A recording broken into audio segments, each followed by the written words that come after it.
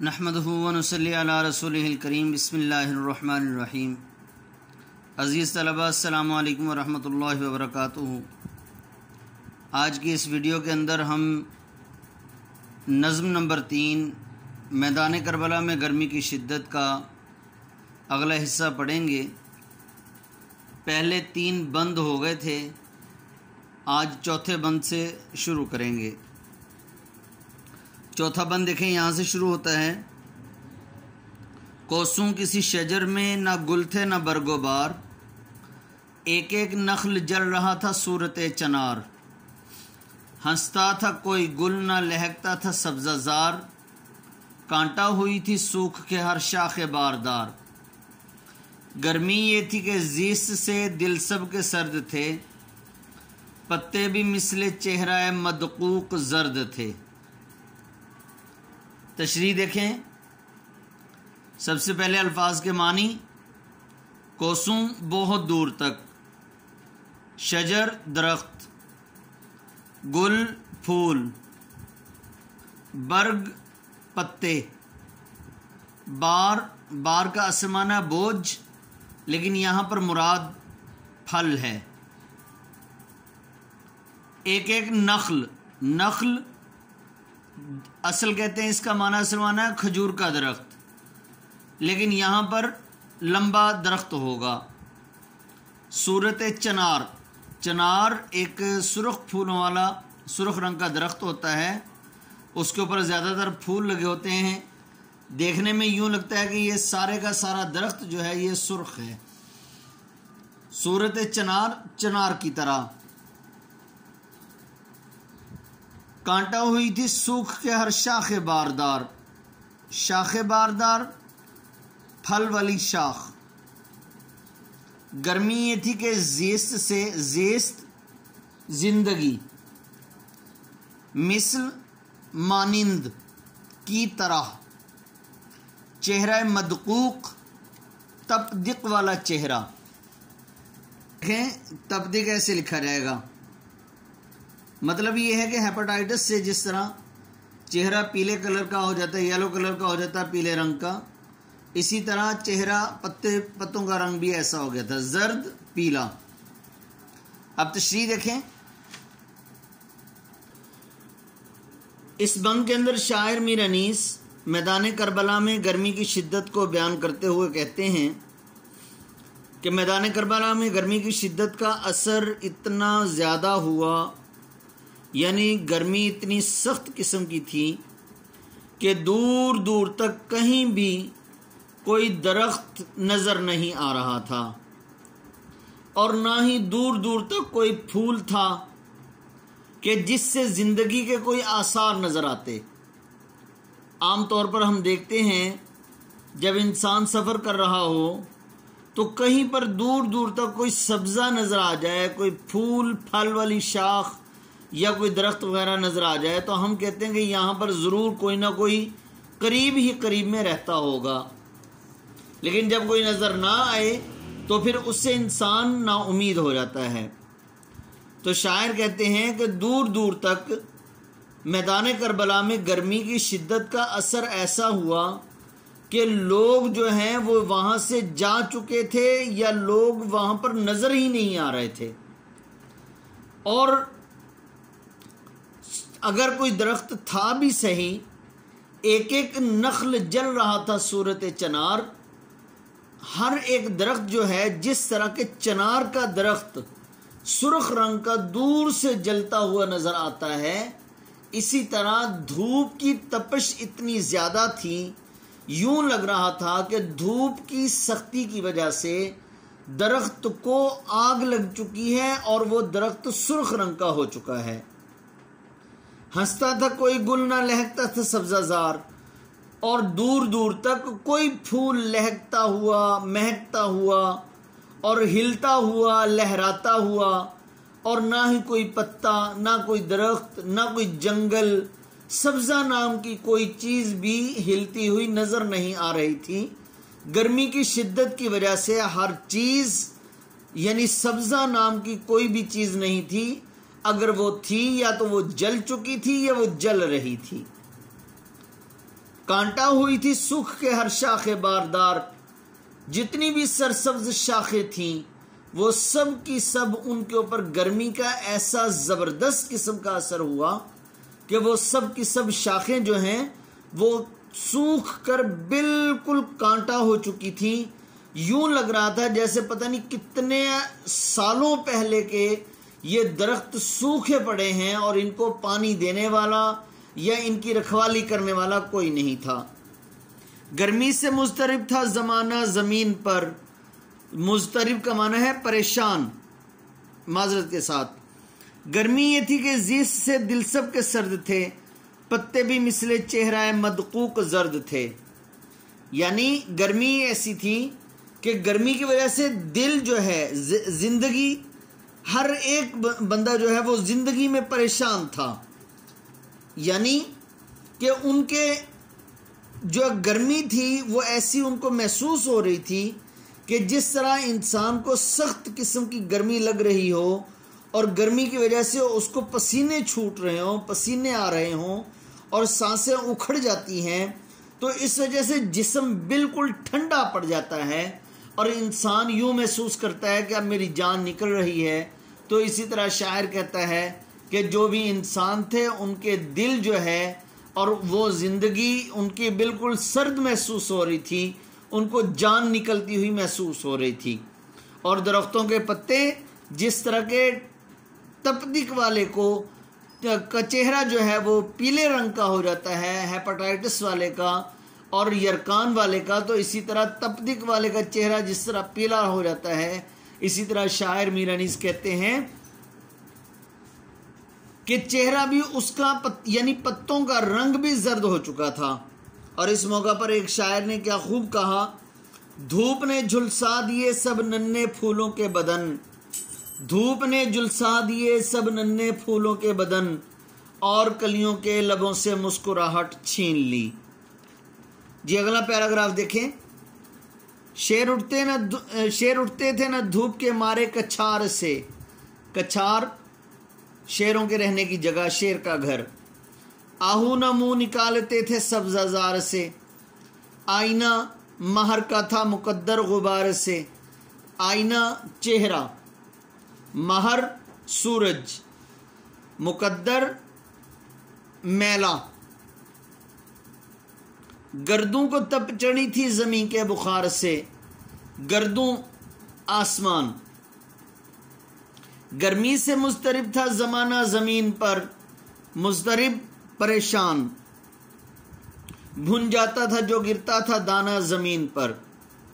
इस बंद के अंदर शायर मीर अनीस मैदान करबला में गर्मी की शिद्दत को बयान करते हुए मज़ीद कहते हैं कि गर्मी का असर सिर्फ इंसानों और सिर्फ पौधों पर ही नहीं था, बल्कि जानवर, शेर जैसा ताकतवर जानवर भी गर्मी की शिद्दत की वजह से दूर दूर तक, अब जंगल, ऊपर जैसा कि कहा कोई सब्ज़ाज़ार नहीं था, यानी कोई जंगल वगैरह नहीं था, सब्ज़े नाम की कोई चीज़ नहीं थी। और यहाँ पर ये कह रहे हैं कि धूप के मारे कछार से जाहिर है जहाँ शेर होगा वो जंगल होगा। तो दूर दूर तक कहीं अगर जंगल मुराद ले लिया जाए तो शेर भी गर्मी की शिद्दत की वजह से, गर्मी में शिद्दत के खौफ से शेर भी अपनी कछार यानी अपने घर से मुंह निकालने के लिए तैयार नहीं था। अगरचे वो भूखा था लेकिन फिर भी वो मुंह नहीं निकाल रहा था कि गर्मी से बिल्कुल वो निढाल हो चुका था। और हिरन जो था वो हालांकि एक जगह पर ठहरने वाला जानवर नहीं है, लेकिन सब्ज़ा उसको ठंडा महसूस हुआ, बाहर निकलने की कोशिश की। बाहर गर्मी थी, गर्मी महसूस हुई दूर दूर तक कि मैदान करबला में गर्मी लग रही है और उस गर्मी का असर दूर तक हुआ। तो अपने सब्ज़े से, अपने सब्ज़े वाले घर से हिरन भी बाहर मुंह निकालने को तैयार नहीं था। और आईना महर का मुकद्दर गुबार से, और जो सूरज का चेहरा था वो भी गुबार आलूद हो चुका था, मैला हो चुका था कि लू चलती थी, लू चलने की वजह से गर्म तेज हवा यानी सहरा के अंदर अब मट्टी उड़ रही थी, और मट्टी के उड़ने की वजह से चेहरा यानी सूरज का चेहरा जो है वो भी गुबार आलूद हो चुका था और बहुत ज़्यादा गर्मी पड़ रही थी। गर्दों को तप चढ़ी थी ज़मीन के बुखार से। अब गर्मी का आलम देखिए क्या होगा कि ऊपर सूरज है और सूरज की गर्मी वो आसमान ज़मीन पर आ रही है, ऊपर से सूरज की गर्मी, धूप, फ़ज़ा भी गरम लू चल रही है, गरम तेज़ हवा चल रही है। अब गरम तेज़ हवा, फिर सूरज की गर्मी, धूप पड़ रही है, ज़मीन इतनी गर्म हो चुकी है कि ज़मीन की गर्मी का असर जो है वो इतने हज़ारों मील बुलंद जो है आसमान तक पहुंची है। तो शायर कहता है, मीर अनीस मुबालगा आराई करते हुए, कि यूं लगता है कि ज़मीन गरम, उधर से आसमान भी गरम, और ज़मीन की गर्मी की वजह से आसमान को भी बुखार हो गया है। गर्मी से मुस्तरिब था ज़माना ज़मीन पर, यानी ज़माना पूरे का पूरा जो है गर्मी की वजह से बहुत ज़्यादा परेशान था और बहुत ज़्यादा बेहाल हो चुका था। अल्लाह की सारी मखलूक, चरिंद हैं, परिंद हैं, दरिंदे हैं, इंसान हैं, फूल हैं, फल हैं, सब्ज़े हैं, दरख्त हैं, जितनी भी अल्लाह की मखलूक ज़मीन पर हैं, ये सारी की सारी ये जो है गर्मी, मैदान करबला में गर्मी की शिद्दत की वजह से परेशान थी। और ज़मीन की गर्मी का ये आलम था कि ज़मीन पर जो दाना भी गिरता था वो दाना ज़मीन के ऊपर गिरते ही भुन जाता था और वो पककर ऐसे लगता था जैसा कि अभी उसको आग पर पकाया गया हो।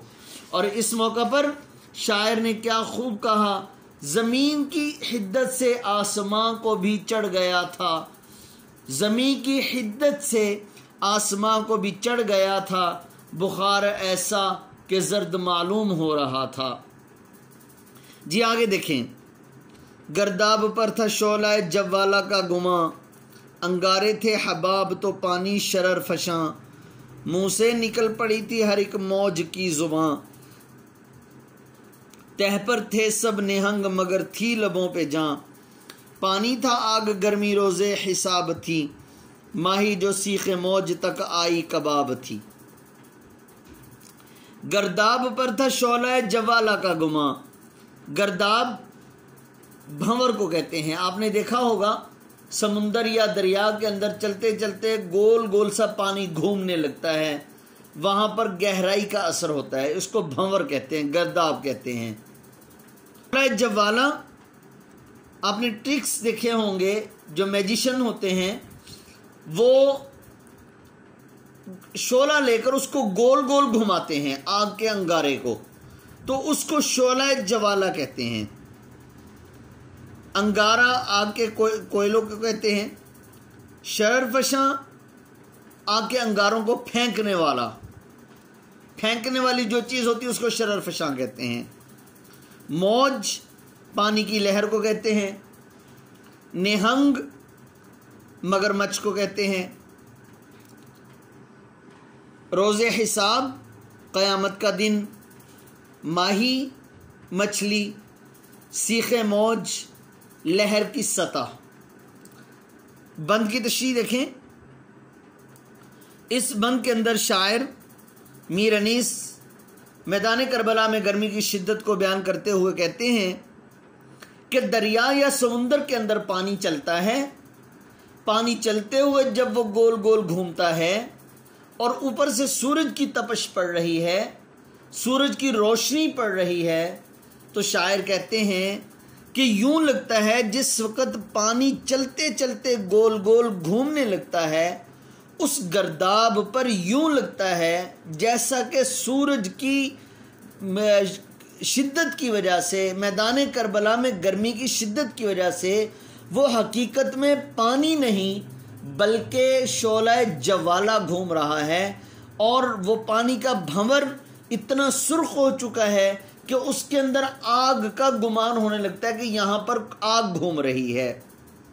और अंगारे थे हबाब तो पानी शरर फशां, और पानी जो है वो इतना ज़्यादा तेज़ उबल रहा है, पानी खोल रहा है, जैसा कि पिछले बंद के अंदर भी दरियाए फुरात के पानी के खोले जाने का तज़किरा हुआ, और इस तरह से खोल रहा है कि उधर से बुलबुले उठ रहे हैं और वो पानी जो है उन बुलबुलों के ऊपर से छींटे फेंक रहा है।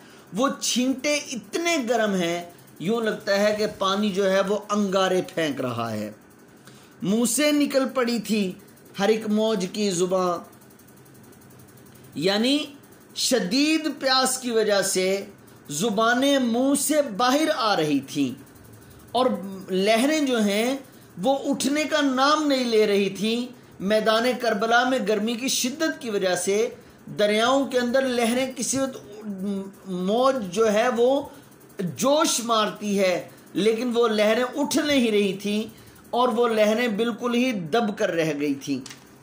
तह पर ते सब निहंग मगर थी लबों पर जां, तमाम के तमाम मगरमच्छ पानी की तलाश के अंदर मैदान करबला में गर्मी की शिद्दत की वजह से, मैदान करबला में गर्मी की शिद्दत की वजह से पानी, ठंडे पानी को तलाश करने के लिए तह पर यानी किनारे पर आए।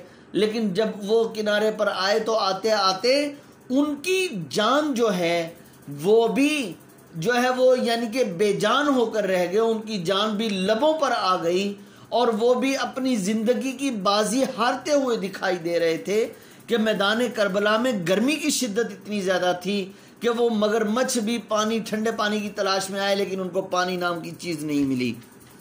पानी था आग गर्मी रोज़े हिसाब थी, पानी का क्या तज़किरा करें, कितना गर्म था। यूं लग रहा था जैसा कि रोज़े हिसाब की यानी क़यामत के दिन गर्मी पड़ रही हो, और माही जो सीखे मौज तक आई कबाब थी।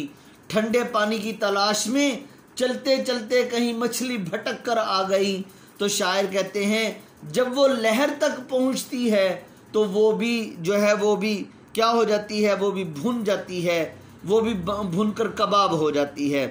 तो शायर जो है इस मौका पर शेर कहते हैं, था तपश से फुरात लावा बना, था तपश से फुरात लावा बना, तह पे आई तो भुन गई मछली। तो अजीज़ तलबा, इस वीडियो के एतबार से मैदान करबला में गर्मी की शिद्दत ये ख़त्म हुआ, सबक नज़्म ख़त्म हुई। तो आपने अशार की तशरीह और मुश्किल अल्फाज के मानी अच्छी तरह से याद कर लेने हैं। इसमें से कोई ना कोई एक शेर पेपरों में आ जाया करता है। अस्सलामु अलैकुम व रहमतुल्लाहि व बरकातुहू।